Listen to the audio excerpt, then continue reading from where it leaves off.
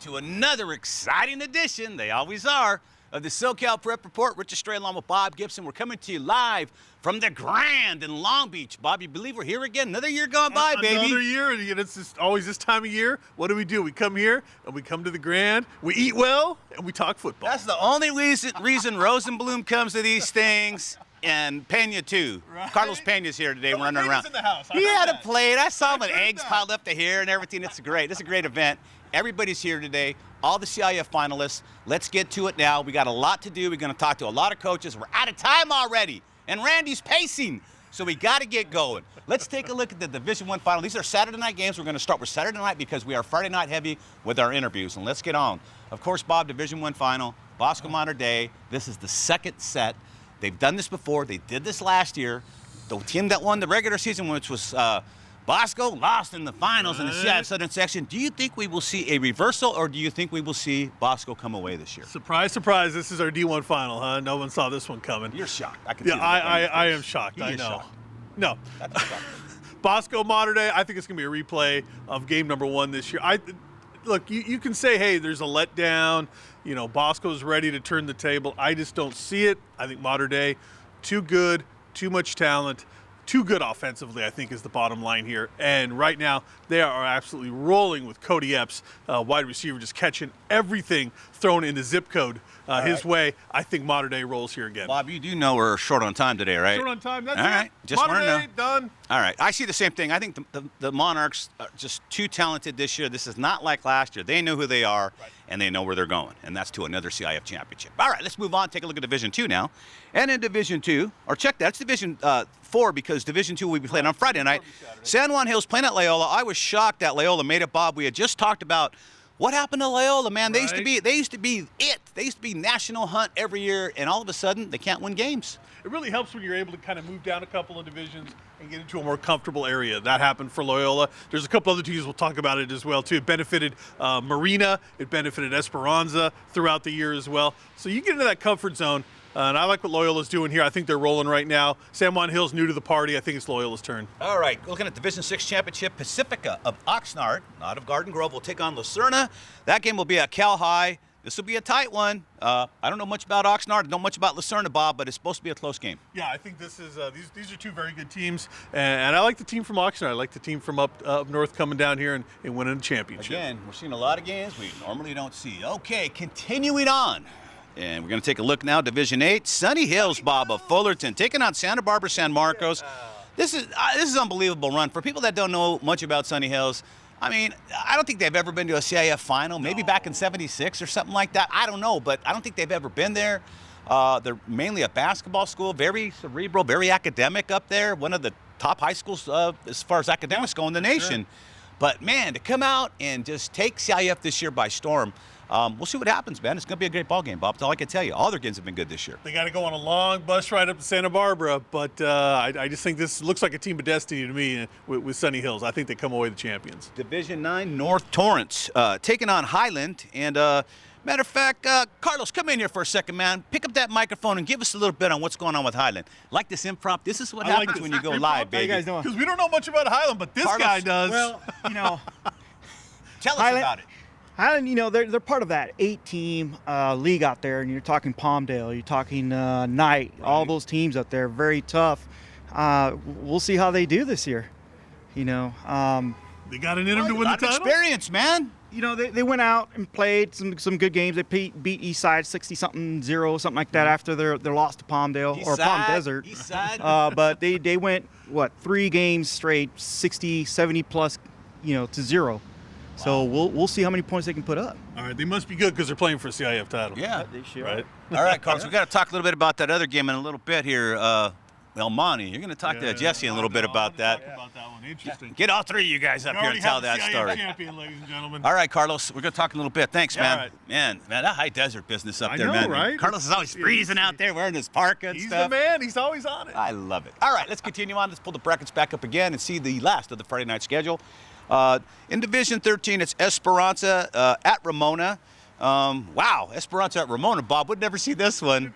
I told you, Esperanza, which was like a higher division team, at one point back in the 80s, early 90s, this was a D1 team. Yep. This school's come back down. The enrollment's kind of down at Esperanza. So now you see them at an appropriate level, I think, for the level of football they play nowadays. Don't think about all those old Esperanza days when they were one of those top teams. They're here. That's a good football team. But Ramona won a CIF title back in 1989. Actually tied. Wow. And won a co-CIF title back in 1989. A lot of people don't know that, but we'll see. We'll see Esperanza Ramona again. You're right. It's a matchup people don't really see all the time. All right, Jesse, come back in real quick. I did forget that El Monte's game would have been this weekend. Yeah. With Adelanto. And again, it's your area, man. So real quick, like El Monte is already a CIF championship. Yep. Bob's going to talk with Coach in a little bit. But real quick, like, what happened, man? How do you team can come play? Well, Adelanto, Coach Wadu has done a great job up there. That school's been in business, since 2013. Couldn't win past 2 games. Coach Wadu came in 2 years ago, turned it around, won a championship. He really cares about his boys out there. In fact, he every Thursday before game, he has them over his house, cooks chili for them and all that. Yeah. That game, though, unfortunately, what happened. There was a nice little brawl. Benches were cleared. And this is after the game. It's a 41-0 game, man. It was the fourth quarter. Fourth quarter, right. If you're winning 41-0, do you honestly think you got to look for a fight? No. They had it on cruise control. They were good to go. I would have put my cheerleaders in at that point, man. Get them some reps. You never know. There's a lot of questionable things that happen in there, and it's unfortunate. Yeah, a lot of talk on Twitter about how this happened, but. Yeah. Real quick, they fight. If you leave the bench during a fight in high school, guess what? You're suspended for the next game. Oh, the next game's the CIF championship game. You're out. Yeah. Well, they only had 6 players on. I think Jurupa Valley had 6 players left. Was that what they were playing? Adelanto? They were playing Orange Vista. Oh, sorry, Orange Vista. So Orange Vista. That's not the first time, though. They played last year, too. And they did the same thing? A little bit of talking from the other talking. side. MMA. There was some bad blood going into this one already. They got beat, and 41-0 at the first half. Yeah. You bet there's going to be a little bit of talk. That was the problem. Adelanto, you could have said, hey, they had this game won. You could have said 41-0, it was over. But that's the point. They had no players left. Once you suspend all those players, CIF's hands are tied. They have no choice. There's only like 4 guys that didn't leave the bench. You can't play with 4 guys. Yeah. Very true. Very true. Yeah. All right. Well, it happens, man. They got to watch that a little more closely next year, and you need to mellow out a little bit, man. Just be cool. Yeah. Still need a game. Too bad. That's it. It's too bad. All right. We got to move on. Thanks a lot again, Carlos, from all the way down from the high desert. Nice weather out here, huh? You don't even need that jacket right now, do you? Nice. All right. We're going to go to now we're going to go and talk about the Friday night games, Bob, and there's a lot of them. Yeah. And, of course, in the Division 2 game, Chaminade getting in. Ed Crozier was telling us last week he didn't know how they got here, don't know how they're going to compete. Smoke and mirrors, and right? they win again. Great ball game last Friday, right? Oh, Chaminade has just been, I think of all the storylines we've had a lot of storylines throughout this football season. We always do, but it got to be one of the top 2 or 3 in the entire southern section here is what Chaminade has done. 7-5. I mean, how many 7-5 teams are coming to the luncheon to play for a CIF championship? Not many. Chaminade is. But Ed Crozier is such a special coach, and this team has really rallied late in the season, and they're as good as anybody right now. All right, they're going to play Sierra Canyon, and that is the Division 2 game. Let's roll through this, Bob. We got to get the interviews done. Let's go. All right, now we have Division 3, Coronel Del Mar taking on Grace Brethren. We're going to talk with Josh Henderson in just a little bit about that one. Coronel Del Mar's favored big. Yeah, we'll of course see. they are. We'll see. Best public school program in Orange County. Take it easy, Bob. We'll Mission Viejo's arguing, and Corona Centennial's arguing about that. They all got their hands in there. Everybody's the best team. There's a lot of good public high schools, but they just can't compete with the big money. Continue it on. St. Paul's got a game in the Division 5 against Aquinas.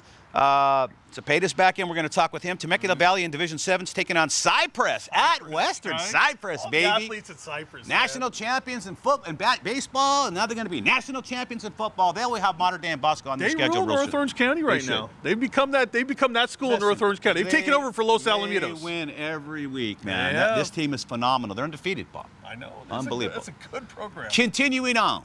Let's take a look now. Division 10 will be Crescenta Valley from La Crescenta taking on Simi Valley. So that's pretty good. They're not going to have to go that far, Bob. No, that's actually one of the matchups where nobody has a long bus ride, right? Crescenta Valley's favored in that one. And the Division 11, it's Muir taking on Marina. Marina, Bob? Really? Marina When's never the last played? time Marina got in a championship? It hasn't happened. This is it. Okay. First time they've ever played I recognize for a that. CIF Championship Marina. See, you get to that appropriate level, always having to play that Sunset League schedule, having to play Edison, Newport Harbor. Man, they didn't belong there. Come down a little bit. Now Marina's getting to play for a championship. Good for those kids. And, of course, South, again, another Torrance school is taking on St. Pius X, Butler's team. 3 years in existence. Again, they were played years ago, and the school shut down. They opened it up again. Now they're going to play the CIF Championship 3 games 3 years later. Bob will be talking to Coach Butler in just a bit. Right now, Randy, you going to come in and do the city section? Sure. What's up with that? We've been waiting for Randy. Randy just finally got here. Randy, you usually spend the night before because you live way out on the other side of town, like literally.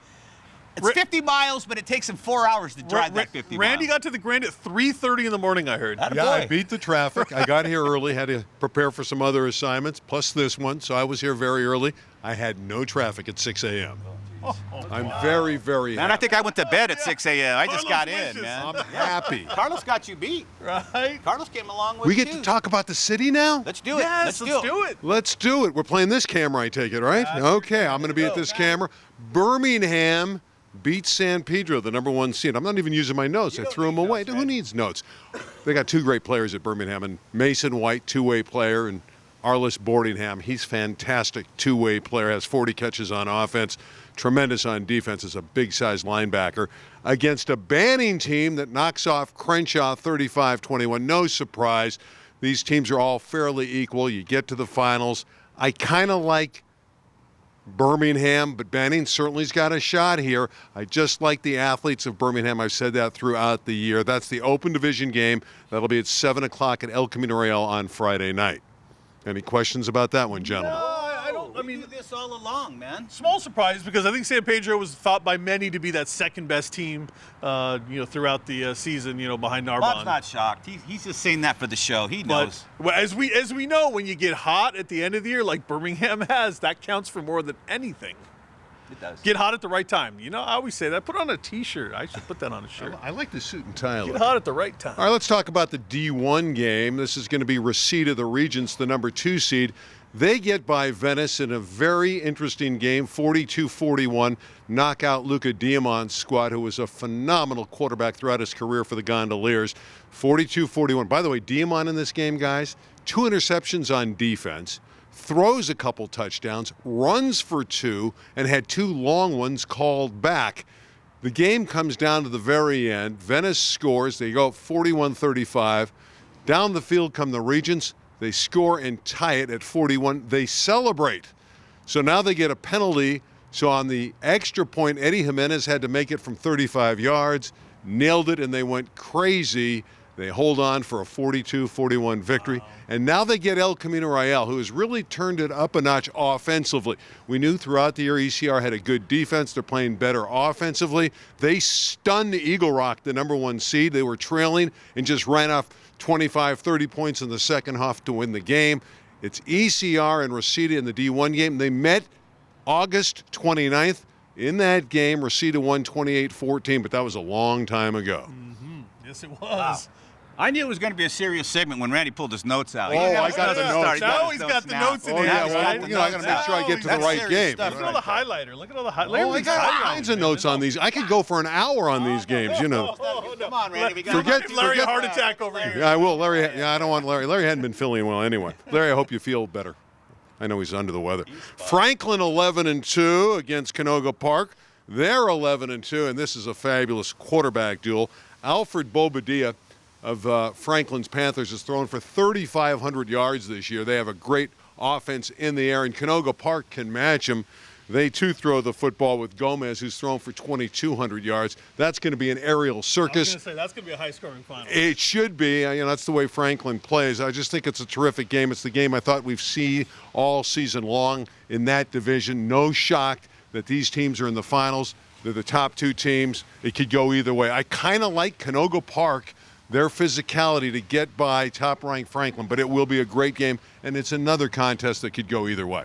I think that's an interesting one as well. That might be the most interesting matchup that we see in the city finals. I think so. And then, of course, we got the next game we got to talk about in D3. It's Saturday at 11 a.m. at El Camino Real.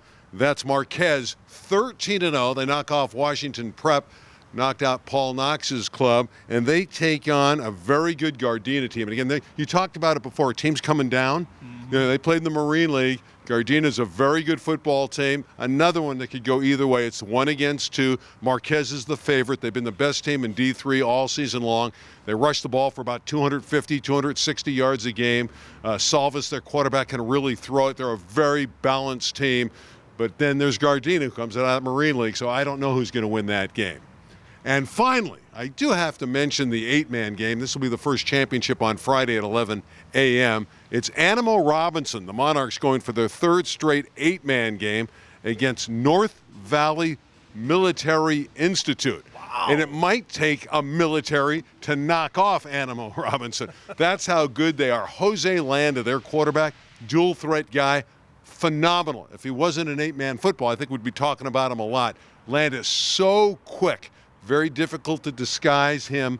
I don't know how you hide from him because he is brilliant. I kind of like Animo Robinson to get the three-peat done. Should be a good game, though. What about Narbonne, man? Narbonne's inside eating lunch, I think. They joined the southern section. That's how good they are. Might need to. I almost digressed there a little bit. I didn't mean that. I'm just kidding around. All right. Anyway, hey, Randy, it's going to be an interesting city section without Narbonne. None of the mainstays. We have none of the normal. Garfield's not in it. Like we said, once some of these schools got out by whatever means, it opened it up. And this is what we like about the city section this year. One tidbit, which is kind of ironic. Banning's 2 wins in the playoffs, identical scores, 35-21 over Palisades, 35-21 over Crenshaw. Will they win 35-21 against Birmingham? I guess we'll find out. That we will. All right, that's enough for the city section. We're going to start with some of our interviews. A little earlier, before we all got up here and did this, I got to talk with Ed Crozian. He's got a big game this week. He's in the finals. You heard Randy talking a little bit about some of the stuff going on over there. And Bob, too, about, they start out a 7-5 team. I mean, how do you get to the final? Well, we talked with Ed. Here's what he had to say. Okay, we're standing here with Ed Crozian. Ed is the head coach over at Chaminade High School. And, Coach, first of all, congratulations. Getting here, young team, played a lot of freshmen and sophomores this year. Now your final test is going to be taking on Sierra Canyon. Not an easy order for you guys. Yeah, excited to be here, and excited for the way things have gone, and it hasn't been a lock. And Sierra Canyon is a local school, so it's going to be great local interest, and fired up for the schools. You ever played before, Coach, yourself? I mean, as a head coach? We've done some things with them in the summer, some 11-on-11 stuff, 7-on-7 stuff, because they're so close, but we haven't played them in an actual game. Now, your season is wild, man. I mean, I had people at the airport hit me up about you guys when I was traveling. You guys started off slow, and again, as we mentioned earlier, a lot of underclassmen that you had to start. They seem to have gelled at the right time for you. And some new guys too. And we've had a couple overtime games, and we've had some games that have come down to the last minute. And the kids have just continued to improve the whole year. And so even though some of them are young, we've had some good senior leadership, even though there's not a lot of guys. And I think we've been able to stay healthy and continue to improve every week. Well, one thing's for sure is this man can coach. City section all-star as a coach, and making big noise here in the southern section already. Be taking on Sierra Canyon this week, and that's a formidable foe, as we talked about. Good luck, Coach. That's all I can say, man. You strap it on and hang on, and good luck this weekend. Yep, we're trying not to overanalyze. We just show up in the morning, go to work, and then get after them, and chips fall where they may. That's the best way to look at it. All right, Coach. Thanks a lot. Good luck to you. Okay, I'm talking with Coach Rick Cepeda over at St. Paul, and his team will be taking on Aquinas this weekend. And Coach, first of all, congratulations. Good to see St. Paul get back on top. You guys have so much tradition over there. Yeah, it's an amazing feeling. The whole season has been special. The seniors on the team have had great leadership for us, and that's where it really starts. And the coaching staff has come together. So, we've been talking about this since January, like most programs, and for it to happen is just overwhelming. It's great. Rick, coming in, did you guys think you would have this type of season? I mean, I know that's always the goal, especially at St. Paul. I had a feeling. I did, just because we were pretty frustrated about last year that we had lost in the semis and the kids were still hungry. So I basically had put it out there for the boys to tell them, like, listen, we're going to go. We're going to get there, but we're going to have to do this together. And it has to be important, and all it is a decision and some great talent, too, in coaching, and it happened. Hunger is like the greatest motivator for any athletic team. When you're hungry, good things happen. Yeah, there's no doubt. I mean, every day you got to get up and you have to have a goal, and the decisions you make every day affect the rest of your year. So we were really focused on that, and our philosophy was together this year. And that basically broke that word down into 3 words: to get there. And that's why we use together, and we're here. So, but we got to finish, but we're excited about it. Yep, everybody's excited about it, out where you guys are at in the Santa Fe Springs, City of Whittier area. And it's been a while, but St. Paul's got a lot of tradition. National champions back in the 60s, and a lot of CIF championships along the way. So, Coach, good luck, man. I mean, you guys are battle-tested. You played a lot of great teams. Yes. This is just the last one. That's it. That's it. So I appreciate you guys having me on again. Hopefully you'll get that win. All right, and we welcome you back, and we're going to visit with Todd Butler, the head football coach of St. Pius X, St. Matthias. That's got to be the longest name of any school here in the building today. Congratulations, Coach, on getting to this final. Just the 3rd year back of varsity football back with the school. 6 years the school's been back together. They put the 2 schools together. 3rd year back in the football program. How'd you get here so quickly? Good question. Sometimes I don't believe it, but no, we have a tremendous buy-in is really the short answer to that question. We have a great coaching staff. We have really hard-working kids that play the game the right way and approach the game the right way. A lot of trust, a little luck along the way, of course, right. It doesn't hurt, but at this point we really are playing like a unified football family, and I think that's the key to our success. Where do your kids come from? Where do your kids decide? What kind of kid decides he wants to come, be a part of your school? Well, we are an upstart program, so we don't have a lot of kids. We are only 25 kids strong this time of year. Wow. So I think the short answer is kids that want an opportunity, kids that want a shot. We only have 11 guys on the football field, so almost half our team is on the field at any given time. So we, kids that want an opportunity, want a fair shake, and want to compete. Obviously, you've undefeated to this point. At what point did you know this was a special group that had a chance to maybe do something like this?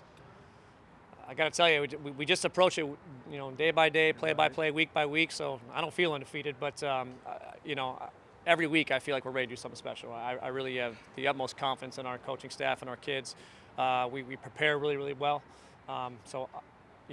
I always believe we're gonna play well on Friday night. Right. To South Torrance, a school not too far. Downey and Torrance aren't too far from each other, no. So there may be some familiarity. But what do you know about South Torrance, your opponent for this championship? Well, we played them in week 3. It was one of our closest games of the year. We edged them out 36-35 in a really hard-fought football game. Which puts the pressure on us. It's tough to beat a good football team twice. And they are a quality football program. They really know what they're doing on offense, defense, and special teams.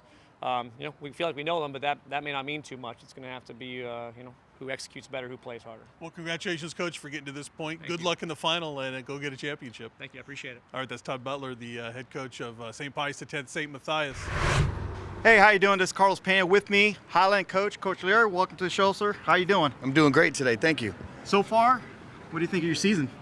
Off to a great start. We're hoping to finish it this year. Right. Last year we made it to the finals, came up a little short. So this year we feel like we have some unfinished business. And so, Now you had a very uplifting season here. You faced Serrano. Unfortunately, it didn't go the way you wanted to.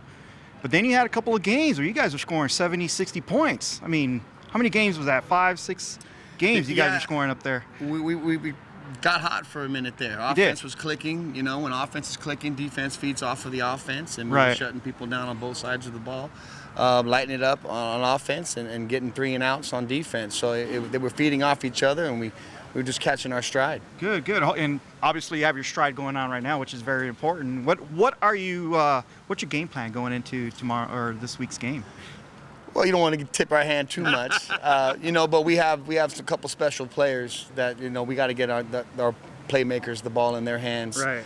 It's going to be cold up there. We're up in the high desert there, so we're going to be near 30s on kickoff. So, the weather's going to affect a little bit of what we're going to do as well. So. Yeah, definitely. Yeah, folks, the high desert, we're about an hour away from where I'm at. It's cold up there. We've got the snow on our side now.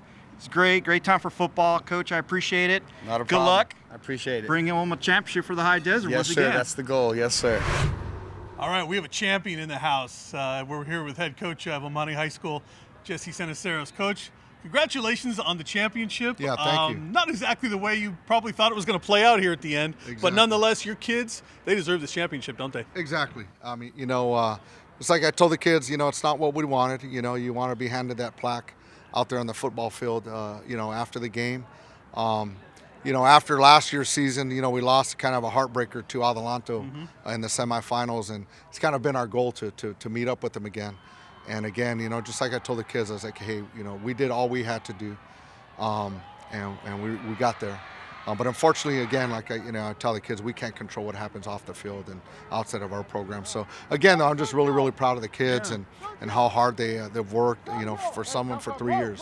So yeah, I'm happy for them. Really happy for them. Yeah, I'm not even going to ask you about that mess on the other side of the bracket because that doesn't involve any of what your players did and what you guys were able to accomplish this year.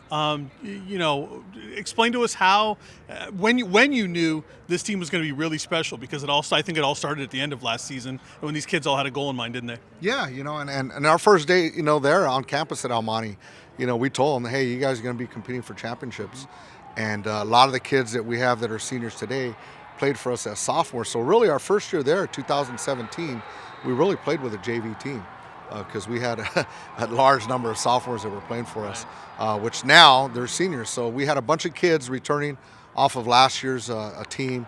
We got 2 running backs, Abel Cuevas, and then you get a kid like Devon Booth, who are just putting up crazy numbers. And you got those guys back, starting quarterback back, a bunch of linemen back.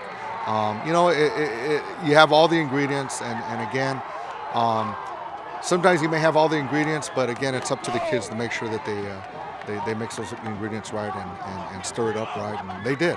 And again, all that was a testament to them, their hard work, their work ethic, and their ability to adapt and overcome. So. Well, congratulations. You are the CIF champions. Well earned and well deserved. Thank you. All right, congratulations, Coach.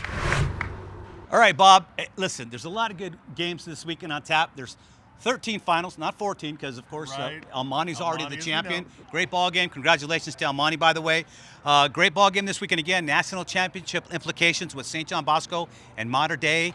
Grace Brethren, don't call me Brethren Christian. That's our fact check for the day.